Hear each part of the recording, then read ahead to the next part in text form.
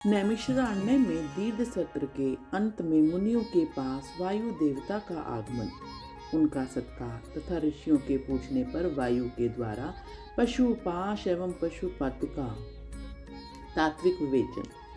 सूत जी कहते हैं, मुनीश्वरों, उस समय उत्तम व्रत का पालन करने वाले उन महाभाग महर्षियों ने उस देश में महादेव जी की आराधना करते हुए एक महान यज्ञ का आयोजन किया। वह यज्ञ जब आरंभ हुआ तब महर्षियों को सर्वथा आश्चर्यजनक जान पड़ा। तदंतर समय बीतने पर जब प्रचुर दक्षिणाओं से युक्त वह यज्ञ समाप्त हुआ, तब ब्रह्मा जी की आज्ञा से वायुदेव स्वयं वहां पधारे। उनको आया देख दीर्घकालिक यज्ञ का अनुष्ठान करने वाले वे मुनि ब्रह्मा जी की बात को याद करके अनुपम हर्ष का अनुभव करने लगे। उन सब ने उठकर आकाश जन्मा वायु देवता को प्रणाम किया और उन्हें बैठने के लिए एक सोने का बना हुआ आसन दिया।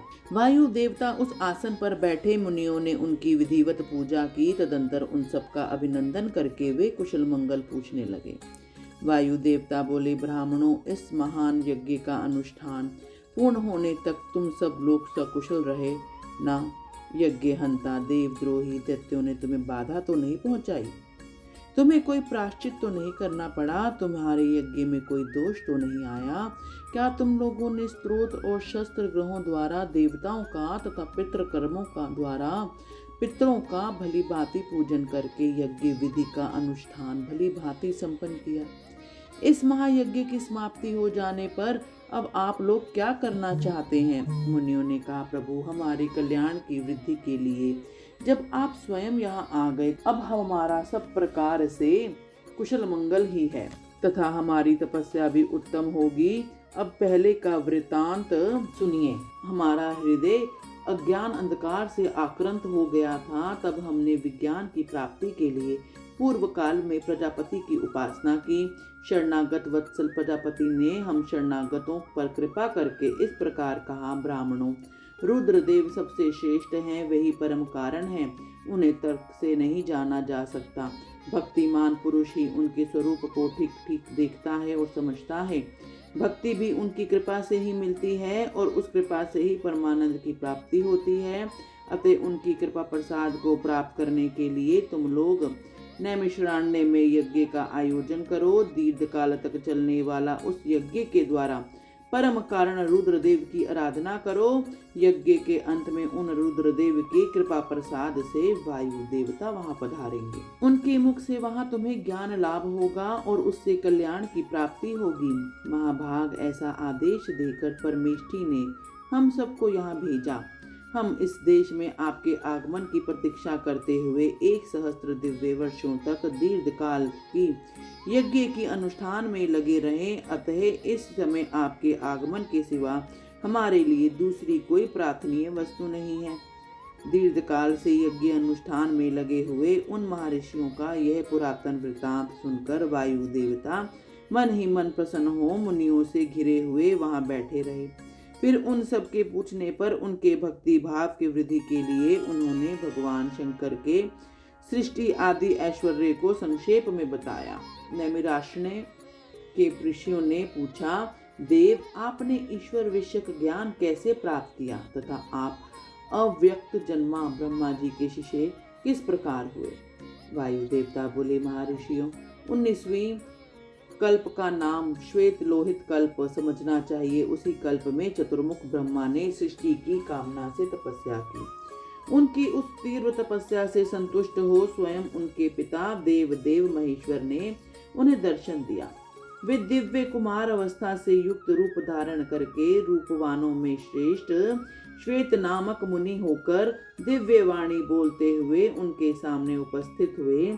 वेदों के अधिपति तथा सबके पालक पिता महेश्वर का दर्शन करके गायत्री सहित ब्रह्मा जी ने उन्हें प्रणाम किया और उन्हीं से उत्तम ज्ञान पाया। ज्ञान पाकर विश्वकर्मा चतुर्मुख ब्रह्मा संपूर्ण चराचर भूतों की सृष्टि करने लगे। साक्षात परमेश्वर शिव से सुनकर ब्रह्मा जी ने अमृत स्वरूप ज्ञान प्राप्त किया तथा इसलिए मैंने तपस्या के बल से उन्हीं के मुख से उस ज्ञान को उपलब्ध किया। मुनियों ने पूछा, आपने यह कौन सा ज्ञान प्राप्त किया जो सत्य से भी परम सत्य है? एवं शुभ तथा जिसमें उत्तम निष्ठा रखकर पुरुष परमानंद को प्राप्त करता है। वायु देवता बोले, महर्षियों, मैंने पूर्व काल में पशुपाश और पशुपति का जो ज्ञान प्राप्त किया था, सुख चाहने वाला पुरुष को उसी में ऊंची निष्ठा रखनी चाहिए। अज्ञान से उत्पन्न होने वाला दुख ज्ञान से ही दूर होता है। वस्तु के विवेक का नाम ज्ञान है। वस्तु के 3 भेद माने गए हैं, जड़, प्रकृति, चेतन और उन दोनों का नियंता परमेश्वर। इन्हीं तीनों को क्रम से पांच पशुओं तथा पशुपति कहते हैं। तत्वज्ञ पुरुष प्राय इन्हीं 3 तत्वों को क्षर, अक्षर तथा उन दोनों से अतीत कहते हैं। अक्षर ही पशु कहा गया है। क्षर तत्व का ही नाम पाश है। और क्षर और अक्षर दोनों से परे जो परम तत्व है उसी को पति या पशुपति कहते हैं।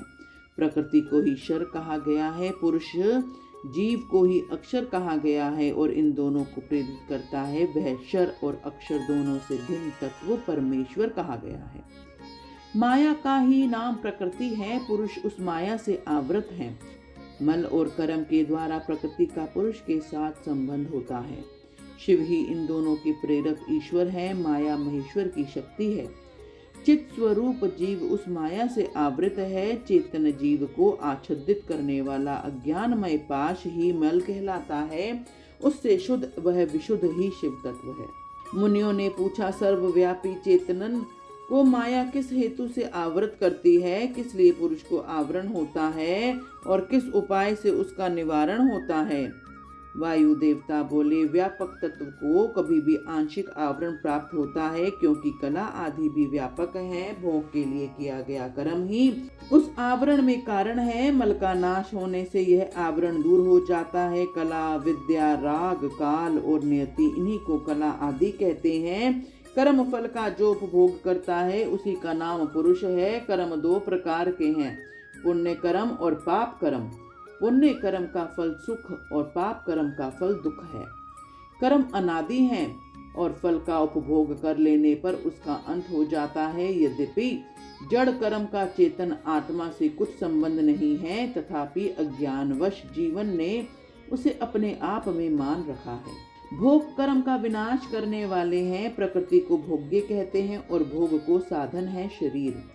बाह्य इंद्रियां और अंतःकरण उसके द्वार हैं। अतिशय भक्ति भाव से उपलब्ध हुए महेश्वर के कृपा प्रसाद से मल का नाश होता है और मल का नाश हो जाने पर पुरुष निर्मल शिव के समान हो जाता है। विद्या पुरुष की ज्ञान शक्ति को और कला उसकी क्रिया शक्ति को अभिव्यक्त करने वाली है।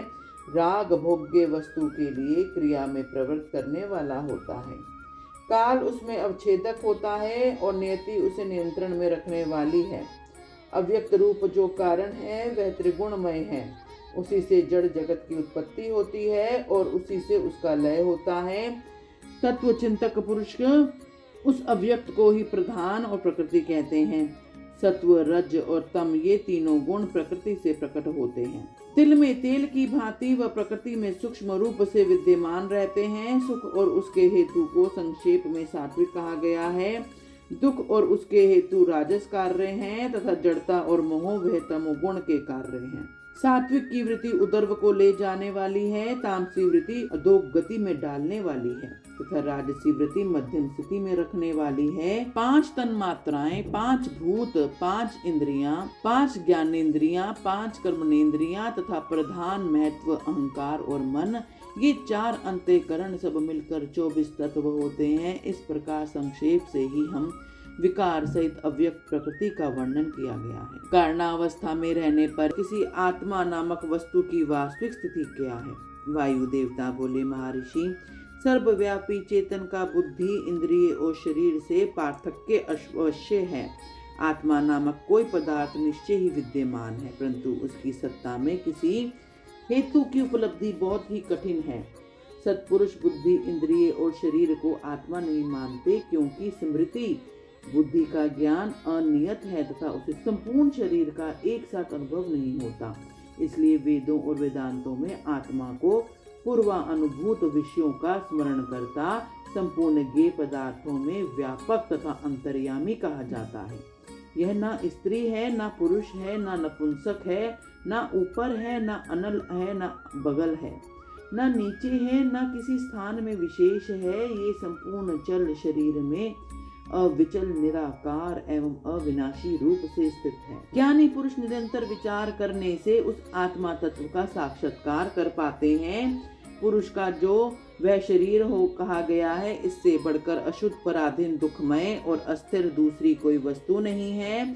शरीर ही सब विपत्तियों का मूल कारण है। उससे युक्त हुआ पुरुष अपने कर्म के अनुसार सुखी दुखी और मूढ़ होता है।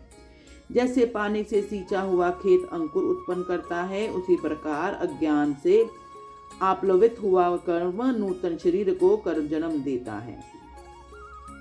ये शरीर अत्यंत दुखों के आले में माने जाते हैं। इसकी मृत्यु अनिवार्य है। भूतकाल में कितने ही शरीर नष्ट हो गए और भविष्य काल में सहस्त्र शरीर आने वाले हैं।